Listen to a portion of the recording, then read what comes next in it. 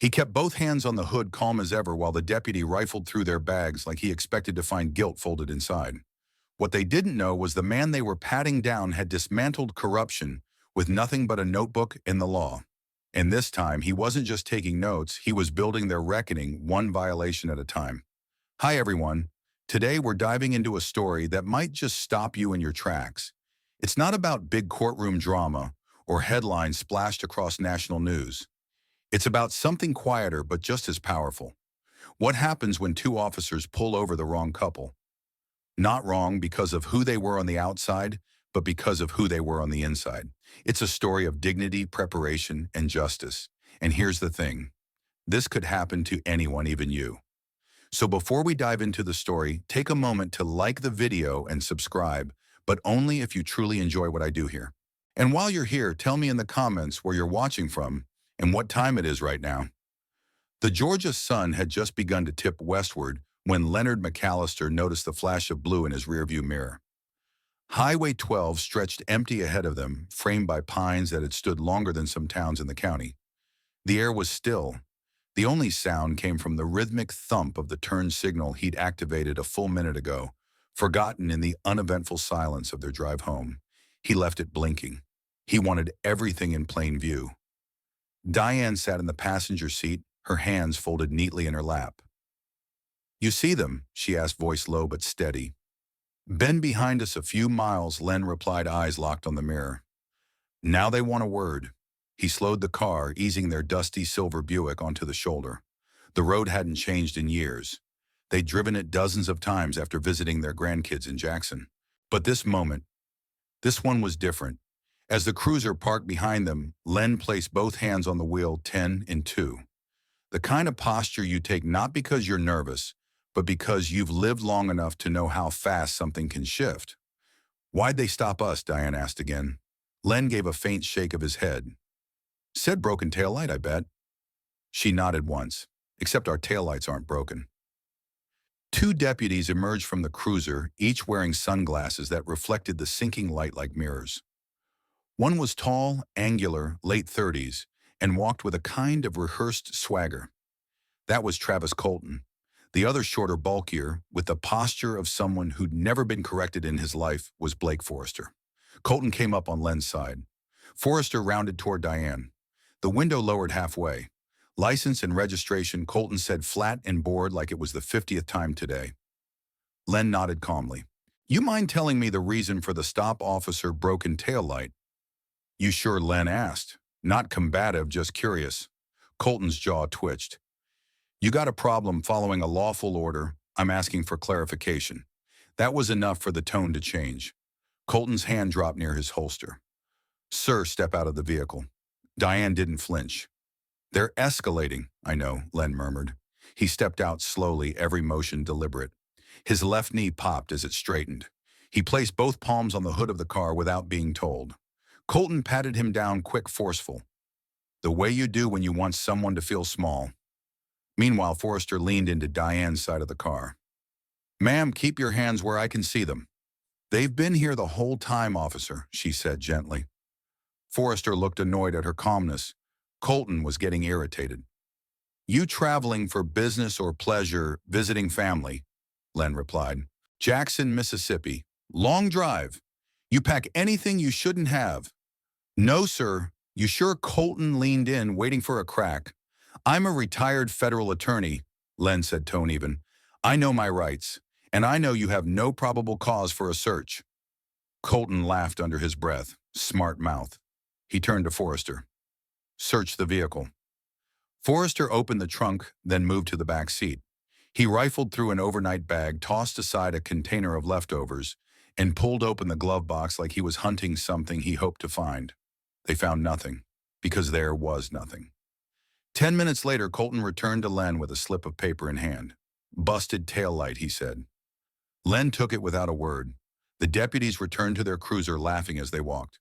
Back inside the car, Diane stared straight ahead for several miles. Len kept both hands on the wheel just like before. "They thought we'd be scared," she said softly. "They don't know who we are. You get their badge numbers." Len patted the inside of his jacket where his old leather-bound notebook sat. Every word he said. Diane gave a small nod. Good. Then let's remind them. He turned onto Route 19 without a word. His fingers tightened around the steering wheel, not in fear, in resolve. Back at the Bainbridge County Sheriff's Office, Colton kicked off his boots and took a bite of his gas station burrito. Old man didn't say much. He muttered to Forrester, who was scrolling through his phone. Kept talking law, like he was somebody. Colton snorted, driving a Buick from 2010. Yeah, real power move, Forrester laughed. Man probably thinks he's going to file a complaint. Let him? Who's going to believe him? But what they didn't know was that Leonard McAllister had already written down everything word for word, time-stamped, cross-referenced, cataloged. It wasn't the first time he'd documented abuse of authority. Just the first time in a long time he'd had to do it for himself. And what came next, they'd never see it coming. Back in Tallahassee, the sun was dipping behind the oaks when Len pulled into the driveway of their modest but dignified home brick facade wraparound porch and the same wind chime Diane's sister had given her the year she retired. Neither of them spoke as the engine shut off. Diane opened the front door while Len stood on the porch for a moment, staring down at the citation still tucked between his fingers. Inside the house smelled like eucalyptus and old books, the kind of scent you can't buy, only earn after decades of reading, writing, and living without shortcuts. Len walked straight to his study, flipped on the lamp, and opened his notebook. June 4th. 5:18 p.m. Highway 12. He read the line again, then began cross-referencing everything he remembered. He noted the lack of probable cause, the exact wording of the deputies, the specific timing between the pullover and the citation. Diane entered with 2 mugs of coffee and placed one gently on the desk. You sure you want to go down this road? She asked. Len looked up, eyes sharper than his age let on. It's not just about us. Diane didn't argue. She simply turned toward the filing cabinet that hadn't been touched in years, pulled it open, and took out a leather folder with her initials stamped in gold DGM.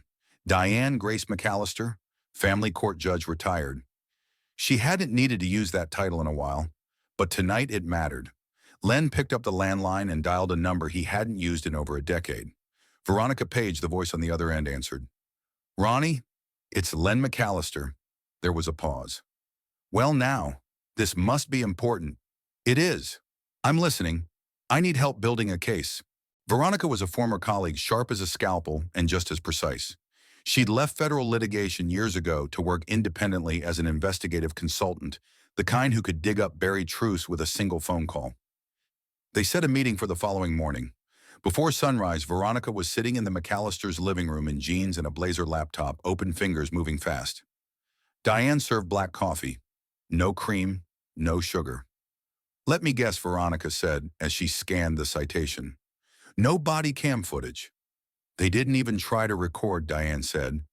That's what made it worse, like they knew no one would challenge them. Well, they challenged the wrong couple. Veronica leaned forward. What's our angle civil rights violation? Len replied. Section 1983. We hit them with unlawful search, lack of probable cause, and discriminatory profiling. Diane added, and a pattern of behavior. We need to show it's not a one-time thing. Veronica nodded. Let's start there. By noon, Veronica had pulled public data on both officers. Colton had a prior civilian complaint for aggressive conduct during a stop in 2021, dismissed without comment. Forrester had been flagged by Internal Affairs after making racially charged remarks during a traffic checkpoint 2 years earlier. No suspension, just a quiet warning. We'll need internal records, Len said. Can you get them? I know a guy, Veronica said with a sly smile. They didn't stop there. Len drove back to Bainbridge that evening, not to confront anyone, but to visit the Shell station near the point of the stop. He bought a bottle of water, then casually asked the cashier about their security footage. You guys got a camera out front? Len asked. Sure do, the teenager said. Why had an issue with a cop down the road? Just curious if you caught anything. The cashier pointed to the corner ceiling. It loops every 72 hours, but we keep backups for 2 weeks. Manager's not in today, though. I'll come back tomorrow, Len said. He did, and this time the manager let him review the tape. There it was, 6:12 p.m. The McAllister's Buick pulling out of the lot, both taillights glowing bright red. Time-stamped, clear, undeniable. Len requested a copy. The manager obliged. It wasn't high definition, but it didn't need to be. It was truth, captured in 480p. That night, the living room became a war room. Veronica returned with a thumb drive of internal affairs summaries redacted, but damning enough.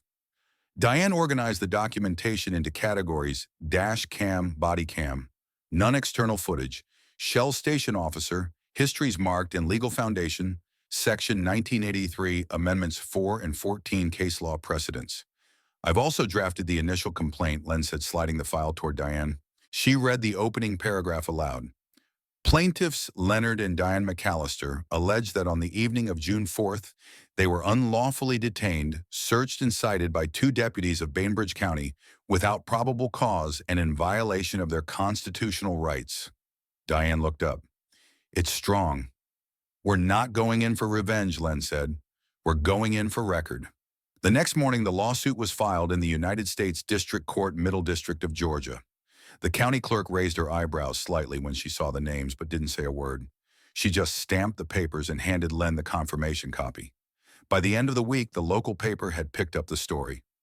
Retired civil rights attorney files suit over traffic stop. A small headline, but it was enough. The phone started ringing. Former clients, law school faculty, a pastor from Len's old church, even a few strangers. I saw your name in the paper, one caller said. Just wanted to say, thank you. Word began to spread, quietly at first, then faster. Law students from Florida State reached out, asking if they could observe proceedings. Civil rights groups asked if they could share the story online. Diane received a handwritten letter from a woman in Augusta who said her son had gone through the same thing but didn't have the words to fight back. I think it's time I dust this off, Diane said, setting her old judge's briefcase on the dining room table. You sure, Len asked. I didn't spend 25 years defending children and families just to let two bullies in uniform scare me into silence. Together, they prepared not for battle, but for truth. The court date was set. The documents were filed. The facts were aligned like bricks in a wall. And as Len flipped through his notebook one last time before bed, he looked over at Diane. They thought they could pull us over, he said, voice low. But they didn't realize we never stopped moving. She smiled soft and sure. Then let's show them where we're headed. The courthouse in Albany, Georgia, wasn't built for attention. Beige walls, buzzing fluorescent lights, a few slow-moving ceiling fans that creaked more than they cooled. But that morning, something felt different. The hallway filled early. Law students in slacks and untucked dress shirts clutched notebooks and coffee. Journalists adjusted cameras outside the entrance. Older community members, some in Sunday, best others in jeans and polos, filed quietly into the gallery, whispering among themselves. Leonard McAllister stood in the mirror of the courthouse men's room, adjusting a burgundy tie he hadn't worn in nearly 20 years. The same one he wore the day he'd argued for sentencing reform before the state Supreme Court. His reflection had aged wrinkles, carving new history around his mouth and eyes, but his posture hadn't changed, calm, direct, rooted. Outside, Diane stood near the courtroom doors in a tailored navy dress and cream blazer. Her old judge's briefcase rested by her feet. She didn't look nervous. She looked focused. When Len joined her, she gave him a quiet nod. Ready, she asked. As I'll ever be. They entered together. Judge Helena Monroe presided, stern and deliberate, with a silver streak through her dark hair and a reputation for being meticulous. She didn't tolerate grandstanding, and she didn't need to say it out loud. Her courtroom belonged to discipline and truth, not spectacle. Opening statements came and went. The county's attorney, Gregory Mandel, stood on shaky footing. His argument was familiar. The deputies acted according to department protocol. They perceived nervous behavior. The stop was routine. He leaned on vague language, perceived threat, reasonable suspicion, in-the-moment judgment. Len didn't interrupt. He didn't pace. When his turn came, he simply stood and walked to the center of the room with the quiet authority of a man who didn't need to shout. My wife and I were pulled over, he said, voice measured. We were searched. We were insulted. And all of it was done without legal cause. He paused, letting the silence breathe. This case isn't about inconvenience. It's about violation. It's about erosion of dignity, of rights, of trust. One stop may not seem like much, But when it's one stop after another year after year for people who look a certain way, it ceases to be routine. It becomes systemic.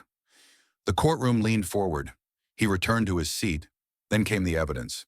Veronica Page took the stand and explained the Shell station footage. A screen was wheeled in and positioned near the judge's bench. The footage played grainy, time-stamped clear.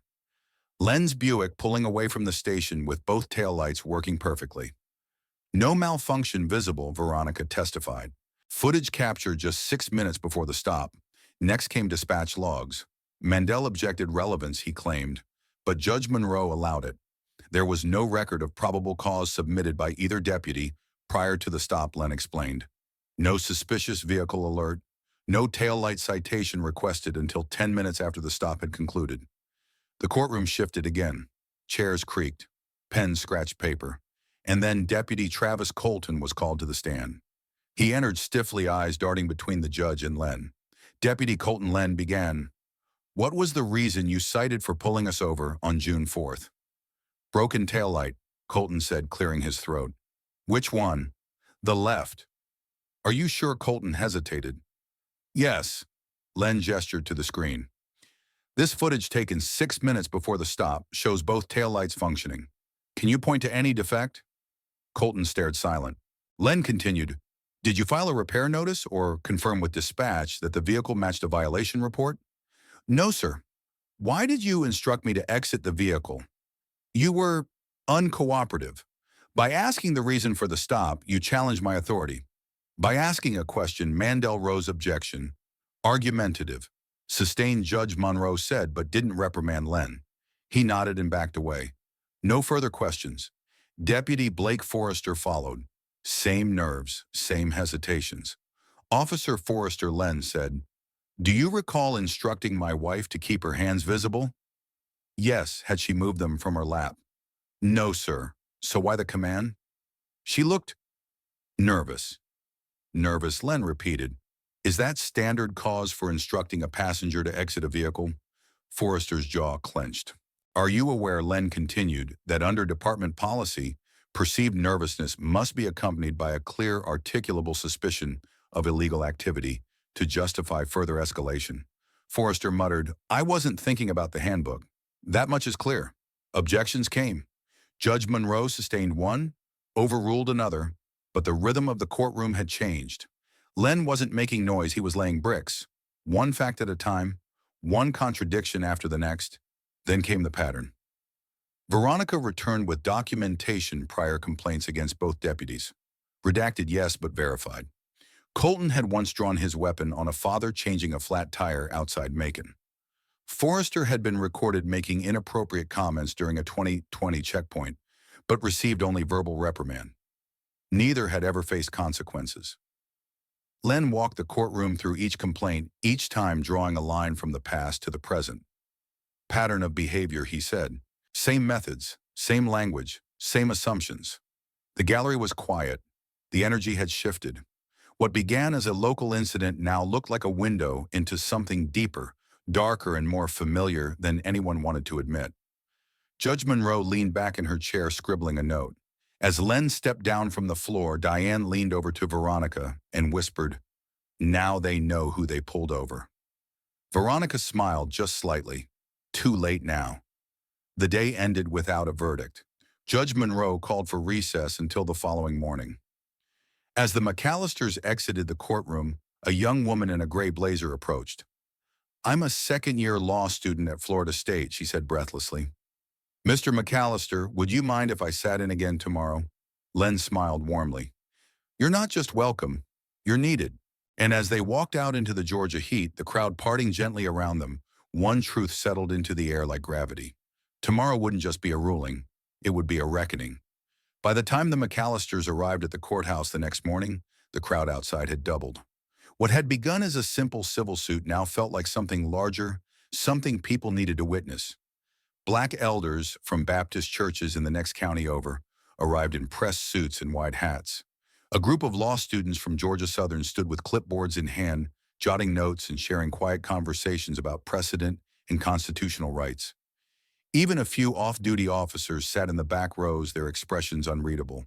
Inside the courtroom buzzed with quiet tension. The gallery was packed. No open seats. Every aisle was occupied. Every glance seemed to say the same thing. This is more than just about Len and Diane now. Judge Helena Monroe entered precisely at 9. The room rose in unison. "You may be seated," she said, adjusting her glasses. "We'll begin with closing arguments." Gregory Mandel rose first. He tried to reset the tone, portraying the deputies as overworked men under field stress who simply made judgment calls flawed, perhaps, but not malicious. "They had no ill intent," Mandel said. "They followed protocol to the best of their understanding. If there were lapses, those are departmental matters, not grounds for a civil rights judgment. It was a rehearsed performance. No heart, just paperwork." Then Len stood. He walked slowly to the center of the courtroom. No notes, just presence. "When I was 9, he began, voice low. My father was stopped walking home from work. He matched the description," they said. "They made him lay face down on the sidewalk, took his lunchbox, searched him, found nothing. The room stilled. No fidgeting, no coughs. He came home quiet, clothes dusty. I remember asking why he didn't yell, why he didn't demand answers. And he looked me in the eye and said, 'Because if I did, you might not have seen me again.'" Len let the silence linger. "I went on to become a federal attorney. I believed in the law, believed in the system, because I thought maybe if I worked hard enough, no child would ever have to ask that same question." He looked directly at Judge Monroe. "But last week on a back road in Georgia, that child inside me stood there again, while my wife was told to keep her hands where they could see them, while I was patted down, while our car was searched without reason. His voice didn't shake, it didn't rise, it just cut clean and exact. This case isn't about revenge. It's about accountability, because if we don't draw lines now, others will bleed past them later." He returned to his seat. No theatrics, no mic drop, just truth. Judge Monroe called a recess. The courtroom exhaled. Outside reporters swarmed the exit. Diane raised a hand. "No statements," she said. "We let the law speak first." An hour later, everyone returned. The gallery was silent. Some clutched notebooks. Others clasped hands. Judge Monroe opened a manila folder and began. "Based on the evidence, the testimony, and the pattern of prior conduct presented, this court finds in favor of the plaintiffs, Leonard and Diane McAllister." A ripple moved through the gallery, no applause, just the shifting of posture. Relief, recognition, release. The actions of Deputies Colton and Forrester constituted violations of the 4th and 14th Amendments of the United States Constitution. The department failed in its duty to supervise, correct, and prevent recurrent conduct that undermines public trust. She paused. "Both officers are hereby suspended without pay pending formal internal review. In addition, the Bainbridge County Sheriff's Office shall issue a public apology and pay civil damages in the amount of $125,000 to the plaintiffs." Judge Monroe leaned forward. "Let this ruling serve as a reminder, badges are not shields against truth, and silence is not the same as justice." The gavel fell. Case closed. Colton didn't move. Forrester stared at the table, face pale. In the gallery, some bowed their heads. Others exchanged quiet nods. No celebration, just reverence, like church after a long prayer finally answered. Outside, the press clamored again. Len stood for a moment, then spoke just once. "We didn't come here for noise. We came here for a record. And today that record is clear." Back in Tallahassee, the McAllisters returned to the life they'd always lived: early mornings, porch coffee, soft jazz in the background. But the world around them had changed. Within days, Len received an invitation from Florida State's College of Law to lead a legal ethics seminar. He accepted. Not for ego, for the students. "Your job," he told them, "isn't to win. It's to illuminate, to walk into dark rooms and turn the lights on." Diane, meanwhile, began drafting the charter for a nonprofit legal aid initiative. It would focus on providing free representation to residents in under-policed, over-targeted rural communities. She named it the Beacon Fund. "We're not trying to fix the whole system," she told Veronica one evening. "Just make it a little less tilted." Veronica smiled. "You sure you're ready to get back in it?" "Wasn't ever out," Diane said. The story continued to ripple. An independent podcast picked up the case. A special episode titled "The Stop That Wasn't Just a Stop" climbed to the top of local charts. No dramatic music, just real voices, honest ones. One evening while sorting through documents, Len paused over a handwritten envelope with no return address. Inside was a single sentence. "I watched what you did. I'm applying to law school." He read it twice, then a third time. He handed it to Diane without a word. She smiled. "Told you it mattered." It was a quiet Saturday morning in Tallahassee. The kind where time moves slower, the wind stirred the oaks just enough to rustle their leaves, and the porch felt more like a sanctuary than a sitting space. Leonard sat with his usual cup of black coffee, his old notebook beside him, its spine worn smooth from years of use. The letter, the one with a single sentence from someone unknown, was tucked inside right next to a folded copy of the court ruling. He glanced over at Diane, who was at the patio table, glasses low on her nose, working through the latest draft of the Beacon Fund's mission statement. She looked every bit the judge she had once been, except now her court was the community. "Another letter came this morning," he said. She looked up. "Another one," he nodded and handed it to her. This one was from a woman in her 70s from Thomasville. She'd heard about the case through a church bulletin. Her son had been stopped the same way, profiled, intimidated, silenced. But reading about Len and Diane gave her hope. Hope that silence didn't have to be the final chapter. "These aren't fan letters," Diane said quietly. "They're calls to action." Len agreed. He'd received more than a dozen in just 2 weeks. Some typed, most handwritten. One even came with a copy of a college application. "I never thought law school was for people like me. It read until I saw what you did." The impact was undeniable. Their story had pierced through more than a courtroom. It had reached people who'd long stopped believing change could come through procedure and paper. Now, they were being reminded that the law, when used right, was still a living thing.